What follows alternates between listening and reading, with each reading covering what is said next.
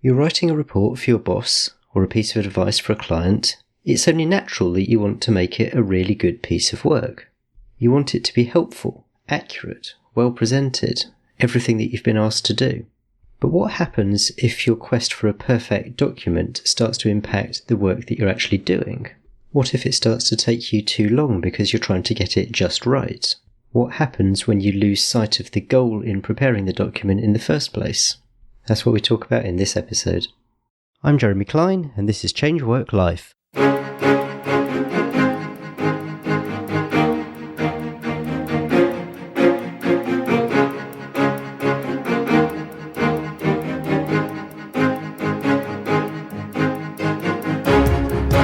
Hello and welcome to the Change Work Life podcast, the show that's all about beating the Sunday evening blues and enjoying Mondays again.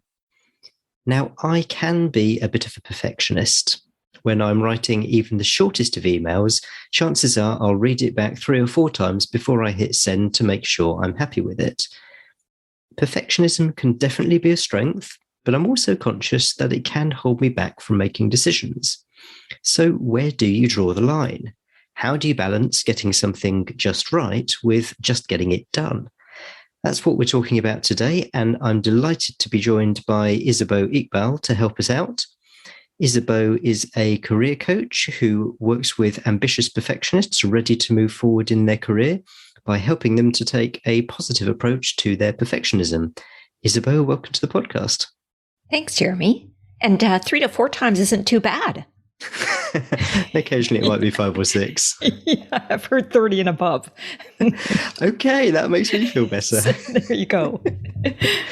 So, finding out a bit more about you. You've been a dietitian, you've run a DJ business, you've worked in forestry. How did you wind up becoming a coach? I'll try and keep it somewhat succinct, but I did my master's in adult education, and that was the start of my career in terms of an educational developer. And what that means is that that's the field of improving teaching and learning in higher education.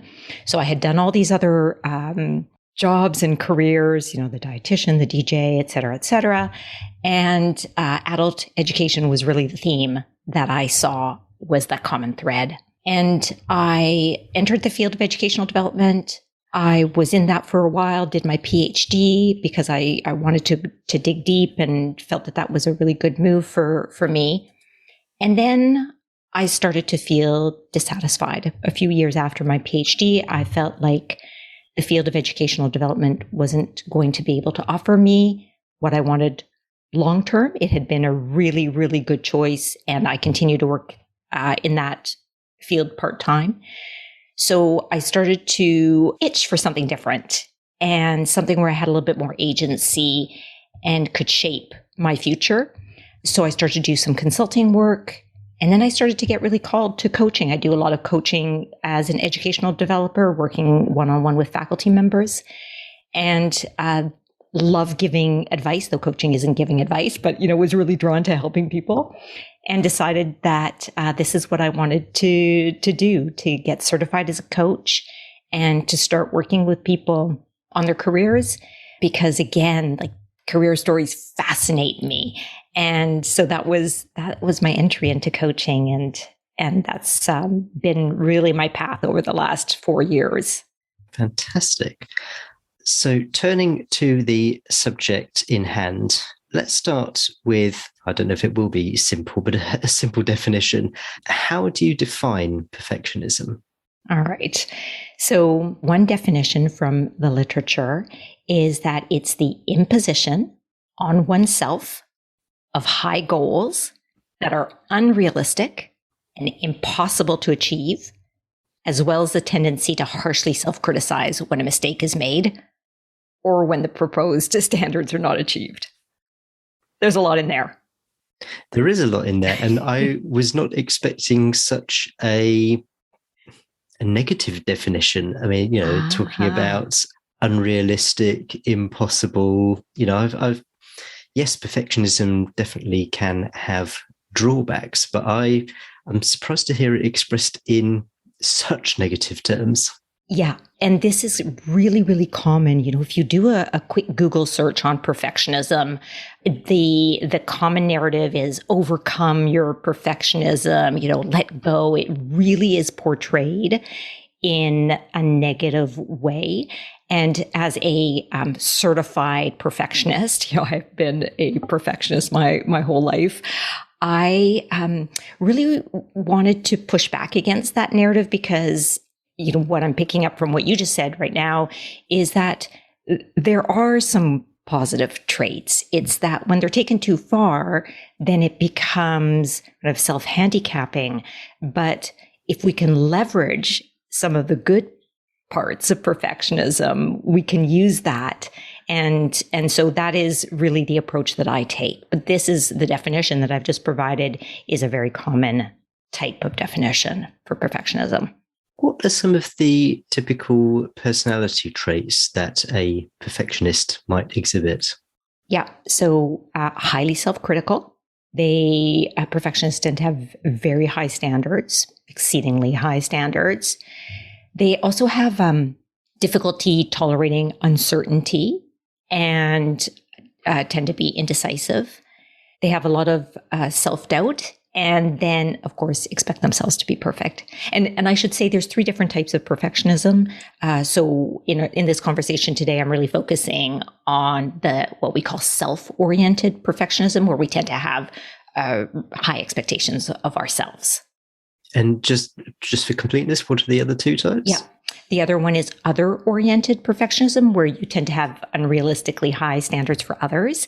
And then the third one is called socially prescribed perfectionism. So the perception that other people are judging you by an unrealistically high standard. Do these 3 tend to go together? So does someone who has high standards of themselves also expect high standards of others and sees themselves as being judged by other people? Often, yes. Yeah, there's a lot of overlap, and they do often show up together. And in terms of where you find perfectionists, do they exist in all walks of life, or have you found that they tend to congregate around particular careers, personality types, that sort of thing? That's a great question. I'm going to guess they appear in all walks of life. That certainly seems to be, I don't have any, sound research that I've done on this, but from my experience, they seem to appear in all walks of life. My world has been largely higher education, and absolutely, it's rampant there. And before we delve into perhaps the dark side, can you speak to some of the advantages of perfectionism so that people who listen to this don't think, oh no, I'm doomed? No, definitely not. I think that one of the I guess pieces that I cherish the most is that perfectionists, they want to do well, right? They want to do well the intentions are good, and they, as a result, feel a very strong sense of responsibility towards themselves and towards others. And this piece here, I think, is where the nuggets of good really are. If we can think about this in a healthy way and help people kind of enact that intention and that desire to do well, so it's not destroying them. So when you've got this feeling of responsibility, whether it's to yourself or to others, how does that display itself or manifest itself? What are the behaviours that might be associated with that?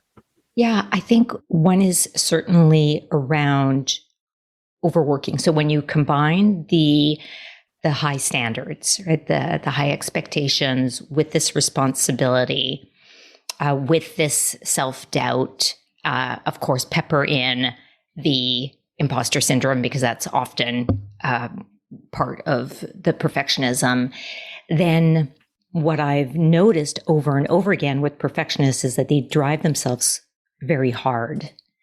So overwhelm, overwork, burnout, all of these themes that many of your previous guests have addressed. is what's happening when the desire is to fulfill a responsibility towards yourself or to others, but there are no boundaries or very permeable boundaries that are put around that, then people lose sight of what it is that they are intending to do and kind of get buried in their behaviors of overworking and overwhelm. So when you talk about the drawbacks of perfectionism, so there's overwork, there's getting lost in the weeds, not seeing the wood for the trees, or any other agricultural references that you'd like to throw into the mix. What else? I mean, what are some of the other aspects of the dark side of perfectionism? So the self-doubt can manifest as a lot of what I call spinning mind, right? You revisit and revisit and revisit your decisions. Rumination is another one that's often seen. As I mentioned, the imposter syndrome. So kind of waiting for is it the penny to drop, right? For people to find out that you're a fake. So all of that adds a lot of stress to one's life, and a lot of wasted energy in terms of revisiting your choices and the constant self-doubt. And then it also, I would say, really practically then prevents people from doing the work that they want to be doing. Right. So instead of, for example, releasing something, they're going to rework it, who knows how many times, and not want to share it or feel the immense amount of pressure as they create it. So a lot of joy is sucked out of processes. I was just wondering if you've maybe got a client or a selection of clients that you can use as an example for someone who had these sorts of characteristics, what they looked like, so to speak, what it meant for them at that point, and how you helped them. What sort of transformation did you lead them on? Yeah, sure. So one example that comes to mind is a woman that I was working with who was appointed into a position of leadership. So she was promoted, and she was working on a report that the person she was reporting to had asked of her.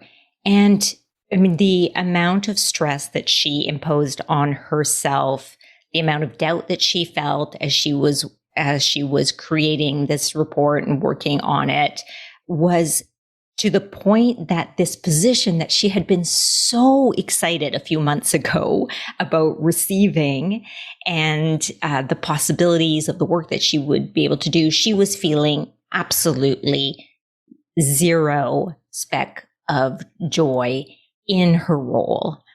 And so what could have been a really good thing was really erased by the thoughts that she was repeating over and over in her head in terms of, I don't know if this is good enough. I'm not sure that I'm the right person for this role. I'm afraid of sharing this. What if I disappoint? So the way that I worked with her and with other coaching clients is to really hold the mirror up to them in terms of the thoughts, right? And I firmly believe we have choice over our thoughts. It's not as easy as as it sounds, right? To change our thoughts and to choose our thoughts. And then there's also the evidence around you were selected for this role. What are some reasons that you might have been selected for this? The other piece that I am a firm believer in is celebrating. So helping coaching clients celebrate what are their successes. So with this particular client, to look at all the positive impact that she had to also raise her own belief in her ability to be able to, to produce, for lack of a better word. So, and then once she had the courage to do that, to really debrief, okay, what helped you get here? What might you do differently next time? Right. So to kind of shorten that cycle of mental spinning. It's so interesting what you say about celebrating and how weirdly difficult it can be. So difficult. It's one of those things, it shouldn't sound hard, but Yeah. celebrating a win and not immediately either going on to the next thing and just forgetting about it, Absolutely. or even if it has been a success, still looking at what could have been done better. Yeah. It's a really hard thing to do.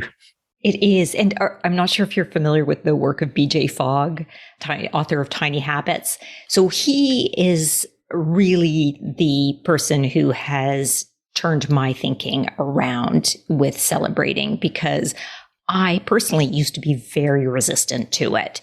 And his work convinced me that I absolutely needed to incorporate this more into my coaching and into my own life. And he speaks about it in terms of the context of habits, meaning, and for me, well, goals and habits go together. So, for example, if you're trying to establish a new habit, and that might be changing my thinking around, some aspect that's limiting me as a perfectionist, to really notice and celebrate everything, right?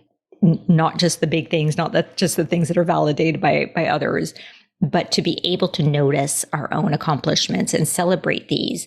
And not only at the point of completion, but as we're leading up to it, as we're doing it, and then afterwards. So there's multiple opportunities for celebration. And without a doubt, every single coaching client of mine resists this. They feel hokey, they feel foolish, they feel, oh no, that's not worth celebrating. And yet over time, those who choose to try it on, like they're able to do it maybe sheepishly at first with a bit of a giggle. But I see it coming through more. And certainly for me, it's become so much easier. And it definitely ties in with perfectionism as well. If you've achieved something, but you do still look at it and see, oh, well, yeah, but that didn't quite go right. And that could have been better. Yeah, that's okay. We all benefit from reflection. It's very easy to find reasons to be a perfectionist. So, if I'm researching buying a new TV, for example, I can justify spending hours and hours researching on the internet on the basis that I want to make sure I get the right one. I want to make sure that I'm not overpaying for it. I want to check that it's good value for money, that it's going to fit, that it's going to serve our purposes, that I'm not going to need to replace it in 2 or 3 years, that it's going to last for a long time. But then there's overkill, and suddenly you find that you've spent 4 hours and not got any further. So what are some of the warning signs that you can look out for in yourself before you get to that stage that stops you going really above and beyond what's necessary? Yeah. Avoidance. I think avoidance and fear are kind of combined. So if you are taking on a task and finding that it's taking perhaps longer than you want it to, but you're in that position where you feel like you can't really stop yourself. What am I afraid of here? What is it that's compelling me to go on and on? Is there anything that I'm avoiding? And I think this is where also the priorities piece really is relevant. For example, there are many times I've overspent time on a task. And that's because usually I've lost sight of my purpose and my priorities. And so I invite people to catch themselves, because I do think we have a sense of when something is taking too long. It's just a felt sense. Of course, sometimes we set a time for ourselves. Okay, I'm planning for this to take 2 hours, right? Check in after 2 hours. Am I still at it? Do I need more time? Did I misestimate the amount of time that it took? So it's a bit of both there. And what about ways in which you can find a balance between wanting to do the job well, but also wanting to do it and get it done? Yeah. I think that connecting to our purpose is really an essential first step. So if you are engaging in a task, to get clear on the purpose of the task, but also the greater purpose. So I'll give you a small example here. I recently started to record some short videos and career related tips. And I've avoided this for a number of years. But I connected to my purpose, which is to help people. And I thought, all right, if it's going to help one person, then it's worth doing. I could have overspent time, on a 2-minute video. But again, what do I want this to feel like? I want it to be fun. I want it to feel flowing. So sometimes taking the time to think not only what is my greater purpose, what is the purpose really practically, and what do I want this to feel like? So back to your researching the TV, perhaps for a while it's energizing, it's fun, you feel like you're getting somewhere, and then you feel like you're going down a rabbit hole and spending way too much time, and then you're starting to get stressed about all the other things that you should and could be doing. So if any one of us enters into an activity with more intention, that is really helpful in terms of being able to curb the perfectionism. Then, of course, having an accountability person can also be very useful. And sometimes doing like co-working, actually working physically with somebody, whether it's in a Zoom room or side by side, there's an energy there. So that can also help to curb. But now I'm not sure if I was answering your original question or not. You've touched on something very interesting there about accountability. And obviously that is a reason for working with a coach, but clearly you wouldn't get a coach to necessarily help you decide what sort of TV to get. But in the workplace context, can you expand on that a little bit more about what it means to have someone accountable with you, either in the office or in a Zoom workspace? Can you put a bit of flesh on the bones of that? Yeah. So one is the physical presence of another. So there's kind of two ways I think about that when I hear the question. So one is that energy, and there's something about the presence of another or a few other people.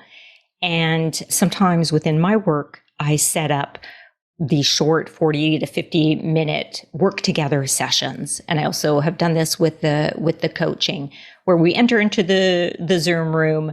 We quickly state what each of us is working on. We either, we turn off the mics, keep the camera on or off, depending on the person's preference. And then we check in at the end. And it is, without fail, people tell me how motivating it is.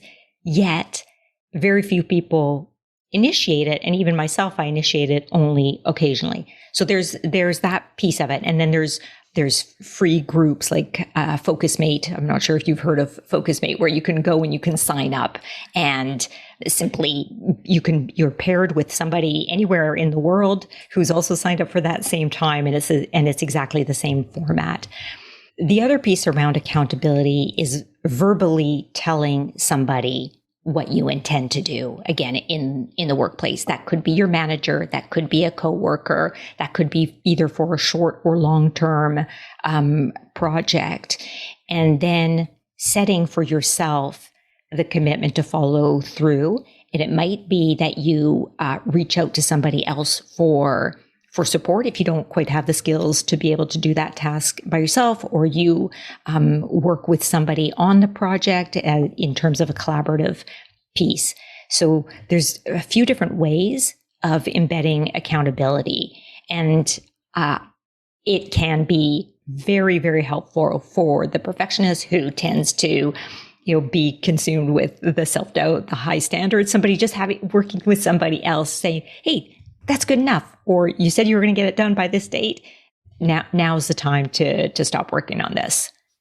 It's a really interesting concept, which I've kind of heard of, but it's certainly not something I'm aware of takes place in many workplaces. So that this idea of work together sessions. And I think certainly in some professions, particularly my own as a lawyer, I mean, for the most part, we just get on with it. I mean, even whether we're in the office, you might chat to people, but whether you're in the office or whether you're at home, you just get on with what you're doing and someone else gets on with what they're doing. And very often they're not interrelated. But the idea of saying to someone, hey, I'd like you to, keep me accountable, check in that I'm not spending too long on this. So I'm going to do this in this space. And I'd like you to kind of check on me. And similarly, I'll do something, I'll do the same for you. I think it's an interesting idea. I'm just trying to imagine the idea of suggesting it to someone at work. It just sounds a bit weird, I think, if you're not used to the idea. It could be. In my non-coaching work, a lot of our work is very collaborative. These Zoom work together sessions, they're not collaborative in that, we could be on different teams and we're just working on our own thing. I don't know if you have Slack at your workplace or something equivalent to that, but that's kind of how I started, was that I posted a message on Slack and a few people joined, really enjoyed it. The fact that we only have, 50 minutes or 45 by the time we report out really forces people to say, all right, this is what I can get done in 45 minutes. This is my intention. And then, like I said, without fail, there's an energy that goes along with that too. One of the things that I hear is a variation on done is better than perfect. I think it was the founder of LinkedIn who said something along the lines of, if you're not embarrassed by the first iteration of your product, then you've shipped too late, or something like that. Okay, I like that. So you've got that done is better than perfect. Just get it done, and you can always tweak it or whatever later. But on the other hand, you might have something which you are producing for customers, for clients, in the context of what we're doing now. If I'm not happy with a podcast episode, then why should I expect anyone else to want to listen to it? So you've got two very much competing, or at least I perceive them as being competing ideas. How do you kind of marry the two? Yeah, I think it goes back to intention. So if I can go back to that video example, the videos that I have been creating, I am embarrassed. I in some cases, right, I meet that criteria of the LinkedIn quote there. But my intention is, and when I say embarrassed, I mean that, they're not slick. What I do feel good about is that the content, at least from feedback, has helped one, or in many cases, more than one person, right? If somebody replies and comments on it, it's usually reflective that it's helped a few more than that. And so to go back to your question, yeah, I think that we do want to feel good about at least some aspect of it, setting our intention earlier on, because as perfectionists, we may enter into a project, and you may recognize yourself, Jeremy, in this, or some of the listeners will recognize themselves. You set out to do a project, and it starts as this. I'm drawing a box with my hands. And then suddenly you get into it, and the box keeps expanding and expanding and expanding. And soon it is massive, to the point that the person's overwhelmed, and the has has now become so big that who knows when it will be released. So this is where I do think that purpose and intention are really, really critical to think about, right? Have I met my own standards? And of course, according to the definition, perfectionists have impossible standards, but I actually think that perfectionists don't necessarily need to have impossible standards. And if you've met your standard and perhaps you need to bounce that off somebody, right? Perhaps you have learned that your own judgment might be a little bit questionable at this point, and there would be benefit with speaking with a colleague and saying, okay, this is my intention. How does this sound? What do you think? And then really sticking to that, right? So honoring yourself once you've set that intention, and then deciding, all right, do I release it? Has it met the purpose that I intended to? And yes, there might be 15 other steps that I want to do in future iterations, and I will get to those. The key here, it seems to me, is clarifying your intention. And that is probably where some things might fall down. So you might start a project or a pursuit. You might have a kind of vague idea what it is that you want it to do for you, but maybe it's not all that clear. And so what you've described happens. You lose sight of it, and then the project just expands. You kind of add bits onto it. So, in a podcast context, you might say, oh, well, I've done the podcast, but let's add some YouTube to it. Let's add this, let's add that. And you kind of lose track of why it was you're doing it in the first place. I'm sure there's an entire episode in this question, but how can you set a sufficiently clear intention that, provided you keep that in mind and you're focusing on that, you always stay within the rails of what you're trying to achieve to get there?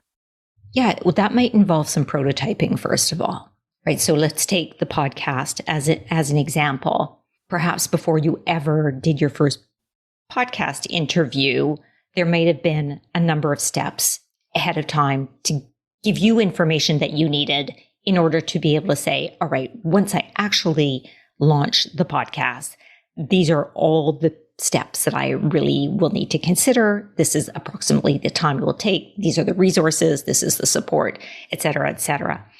So it may be that there are multiple steps of breaking down the project ahead of time before, in your own mind, you're really launching it. But in my mind, of course, that planning is part of the launching. And this could be also where people perhaps don't do sufficient planning or thought work, is around, I have this project, I have this so-called vague intention, and then you might be surprised by all the things that were unplanned, unpredictable. But perhaps if you've built in that time ahead to really do some exploring and to have that, that mindset of, okay, I'm experimenting at this stage, and then I'm going to make a more informed decision once I have a little bit more evidence and practice. I want to circle this back to kind of where we started and speak to the person who is listening to this and thinks to themselves, oh yeah, that's me. I'm someone who spends 4 hours researching the TV, or spends far too long writing a report at work. Yeah. I am the perfectionist. Can you give that person 1 or 2 tips about where to start with making changes which will help them so that this characteristic serves them and doesn't become a hindrance? Yeah, absolutely. So I guess 4 quick tips. One is what you've just said, is to recognize what's going on. I think that is the starting place. The other one that we've talked about a fair bit today is around connecting with your purpose. And that could be in the practical purpose, also your bigger purpose. What is it that you intend with whatever it is that you are doing? The other pieces have to do with really being selective about what you choose to control. Right? So there are so many things that you could, as a perfectionist, be paying attention to. And if you can go into the, whatever it is, the task, the project, and say, all right, these are the pieces that I'm going to where I'm going to exercise control. Other pieces I'm going to be perhaps handed over to other people. And by handed over, I mean whether someone likes what you've done, or whether somebody actually approves or not. And then the final tip is around loving your decisions, because as we've also talked about, perfectionists tend to revisit and revisit and revisit and doubt themselves and struggle with indecision. But once you have made a decision, whether that's about what you control or whatever it is, the level at which you're going to complete the task, is to love that decision and not revisit it completely. You can revisit it after, but honor yourself for whatever decisions you make, and that will allow for a lot of more energy and focus, and then you can always evaluate, reflect, and change things for the next time. Perfect. Love those tips. You've already mentioned the book tiny habits and also focus mates. If someone wants to dive into this a little bit further, do you have any other resources that you'd recommend they take a look at? Well, this isn't a book specifically on perfectionism, but I'm currently reading the book How to Change by Dr. Katie Milkman. And I had heard her on a podcast. And so she writes, clearly she writes about how to change. And I think that there's a lot of wisdom in what she's writing about that can also apply to anyone, and certainly to perfectionists. Brilliant. And if people want to get hold of you, where would you like them to go? My website is probably the best place at first name, last name, isabeauiqbal.com. And I'm also very active on LinkedIn. So LinkedIn's another good spot.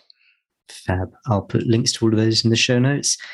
Isabeau, fascinating conversation, but also very practical. Thank you so much for coming on the podcast. Thank you, Jeremy. Okay, hope you enjoyed that episode with Isabeau Iqbal. Perfectionism is a great example of a strength which can turn into a weakness if it's overused or used in the wrong way. Attention to detail, diligence, a desire to do right by others, these are all great characteristics to have. But, as Isabeau was saying, when you start to lose sight of the goal or purpose, then these characteristics can take over and prevent you from finishing the job. It was really interesting how Isabeau tied this into other things we've talked about on the podcast, like imposter syndrome and self-doubt. And like so many things, it's a question of finding that balance. And I'm really grateful that Isabeau provided that framework at the end to help you deal with perfectionism. There's a summary of everything we talked about, a full transcript and links to the resources mentioned and where you can find Isabeau, and they're all this week at changewhatlife.com/125. That's changewhatlife.com/125. And what I'd love you to do whilst you're there is to share this episode. I guarantee that you know someone for whom perfectionism is a trait. It might manifest itself at work for them, or it might manifest itself outside of work, say in their capacity as a parent, just wanting everything to be right for their child or children. You're going to know someone that this episode can help, so do please be generous in your sharing and pass it on. We've got another great interview coming up in 2 weeks' time, so make sure that you've subscribed to the show if you haven't already, and I can't wait to see you then. Cheers. Bye.